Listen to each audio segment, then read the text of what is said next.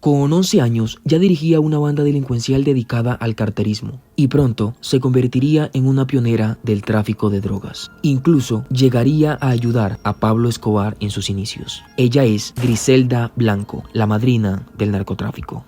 Su madre, Ana Lucía Restrepo, trabajaba en una hacienda y quedó embarazada de su patrón. Posteriormente, su madre dio a luz y Ana Griselda Blanco Restrepo nació el 15 de febrero de 1943. Nació en la costa caribe colombiana, pero su padre no quería tener nada que ver con ellas, así que las echó a las dos. Luego de esto, Griselda y su madre se fueron a vivir a Medellín con la esperanza de un mejor futuro. Junto a su madre, creció en un entorno donde el crimen y la prostitución eran algo común, así que su infancia transcurrió entre la violencia, la pobreza y una mediocre educación. Su incursión en el mundo del crimen comenzó a la edad de 11 años, cuando en conjunto con otros niños de su edad formaron una banda de carteristas. Pero al cabo de un tiempo fueron más ambiciosos y secuestraron a un niño un poco menor que ellos. Luego le pidieron dinero a la familia del menor a cambio de su liberación, pero la familia no cedía ante las pretensiones de los secuestradores. Así que Griselda, a sangre fría, agarró una pistola y entre ceja y ceja le disparó al niño.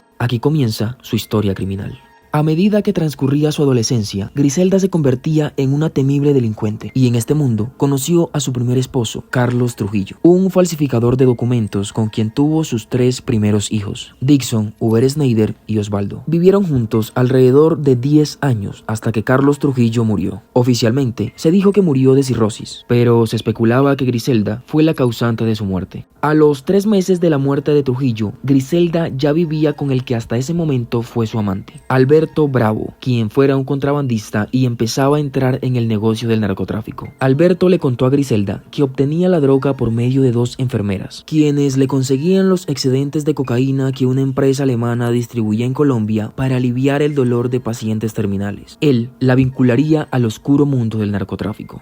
Para este momento, Griselda ya estaba en suelo estadounidense, país al que entró usando documentos falsos junto a su familia, y en este punto comenzó a convertirse en la madrina del crimen. Griselda comenzó en el negocio desde lo más bajo, como una mula, es decir, transportaba la droga en su cuerpo. Rápidamente se percató de que las mujeres pasaban desapercibidas ante los controles de las autoridades en los aeropuertos, sobre todo si eran atractivas y coquetas con los funcionarios. Así que tuvo una idea revolucionaria: enviar la droga oculta en la ropa interior o en otras prendas femeninas. Entonces crearon una empresa fachada de fabricación de lencería femenina, donde fabricaban sostenes y tacones con compartimentos especiales para almacenar y transportar la droga. Después vestían a las jóvenes que eran utilizadas como correos humanos y las enviaban a Estados Unidos. Primero enviaban pequeñas cantidades de droga y utilizaban un negocio de importaciones y exportaciones que tenían los hermanos Bravo como fachada. Pero con el tiempo empezaron a enviar grandes cantidades y a asociarse con personas como Pepe Cabrera, quien gracias a su flota de aviones ingresaba la droga a Estados Unidos. El negocio evolucionó rápidamente. No solo crearon sus propios métodos, también crearon rutas propias de narcotráfico. Además tenían socios bastante importantes y sicarios que seguían sus órdenes de matar a quien fuera necesario. En la década de los 70 ya era la mayor traficante de drogas en Colombia y tenía una exclusiva lista de clientes, donde figuraban algunas estrellas de cine y del entretenimiento estadounidense. Y para el año 1973 ya estaba en la lista de delincuentes vigilados por la DEA. Más tarde, en el año 1975, conoció a un joven traficante de marihuana que quería ascender en el lucrativo negocio del tráfico de drogas. Ella lo vinculó al negocio y el muchacho resultó bastante bueno, tanto que llegó a impresionarla. Más tarde, ese joven llegaría a superar a la propia Griselda Blanco. Su nombre era Pablo Escobar Gaviria.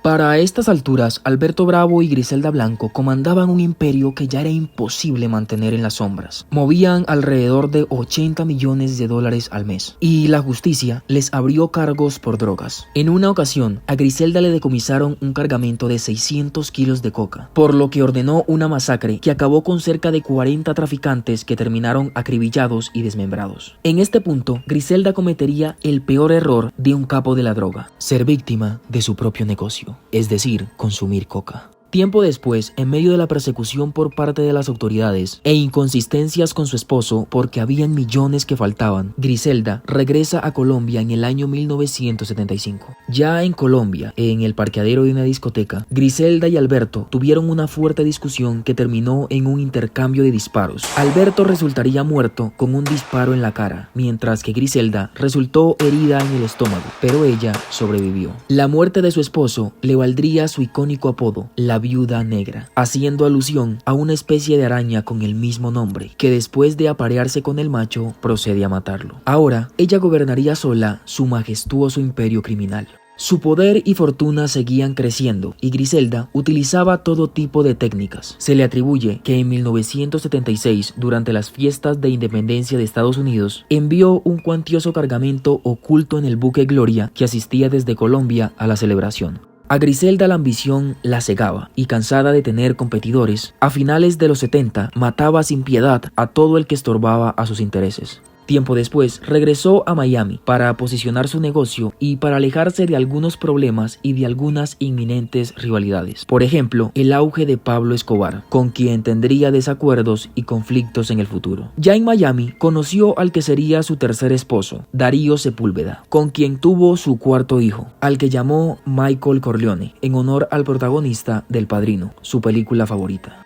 La fortuna de Griselda seguía creciendo, pero también ganaba muchos enemigos. Por ejemplo, el narcotraficante y sicario Luis Arcila, alias Papo. La madrina intentó asesinarlo a toda costa, pero le fue imposible, ya que se decía que alias Papo tenía un hechizo que lo protegía. En una ocasión, Griselda envió 2 hombres a matarlo. Uno de ellos logró apuñalarlo varias veces en el pecho con una bayoneta oxidada, pero alias Papo sobrevivió. Al final, o era el hechizo o lo acompañaba la suerte. A principios de los 80, Griselda con su forma de operar se imponía en la Florida. Se mostraba tan cruel que en una ocasión mandó a enterrar vivo a un piloto que le llevó un cargamento porque le faltaba 1 kilo.